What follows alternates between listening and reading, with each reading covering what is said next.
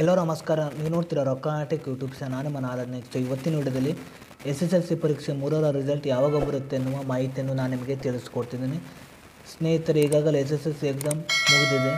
ಹಾಗಾಗಿ paper checking ಈ ತಿಂಗಳ 18ರಿಂದ ಸ್ಟಾರ್ಟ್ ಆಗಿದೆ.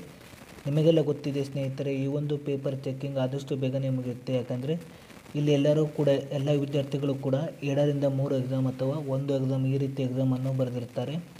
ಸೊ ಆ ಒಂದು ಕಾರಣಕ್ಕಾಗಿ ಈ ಒಂದು ಪರೀಕ್ಷೆ 3ರ ಪೇಪರ್ ಚೆಕಿಂಗ್ ಬೇಗನೆ ಮುಗಿಯುತ್ತೆ. ಆನಂತರ ನಿಮ್ಮೊಂದು ಪೇಪರ್ ವ್ಯಾಲ್ಯೂಯೇಷನ್ ಕರೆಕ್ಟಾಗಿ ಮಾಡಿ ಆನಂತರ ನಿಮ್ಮ ಒಂದು ಮಾರ್ಕ್ಸನ್ನು ಎಂಟರ್ ಮಾಡಬೇಕಾಗುತ್ತೆ.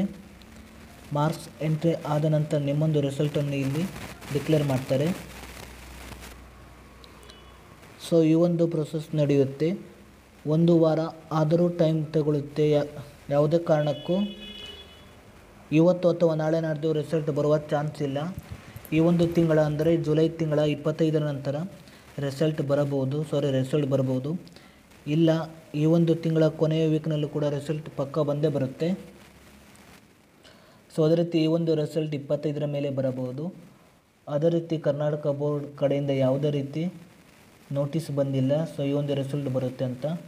ರಿಸಲ್ಟ್ ಡೇಟ್ ಕನ್ಫರ್ಮ್ ಆದ ನಂತರ ನಾನು ಈ ಒಂದು ಚಾನಲಲ್ಲಿ ವಿಡಿಯೋ ಅಪ್ಲೋಡ್ ಮಾಡಿರ್ತೇನೆ. ದಯವಿಟ್ಟು ನನ್ನ ಚಾನಲ್ ತಪ್ಪದೇ ಸಬ್ಸ್ಕ್ರೈಬ್ ಮಾಡಿ ಇಟ್ಕೊಂಡಿರಿ. ಹಾಗೆ ಪಕ್ಕದಲ್ಲಿರೋ ಬೆಲ್ ಬಟನ್ ಆಲ್ ಅಂತ ಸೆಲೆಕ್ಟ್ ಮಾಡ್ಕೊಂಡಿರಿ. ಯಾಕಂದರೆ ಪಕ್ಕದಲ್ಲಿರುವ ಬೆಲ್ ಐಕಾನ್ ಆಲ್ ಅಂತ ಸೆಲೆಕ್ಟ್ ಮಾಡಿದ್ರೆ ಮಾತ್ರ ನಿಮಗೆ ನಾ ಹಾಕುವ ಎಲ್ಲ ವಿಡಿಯೋ ನೋಟಿಫಿಕೇಷನ್ ಬರುತ್ತೆ ಅಂತ ಹೇಳ್ಬೋದು.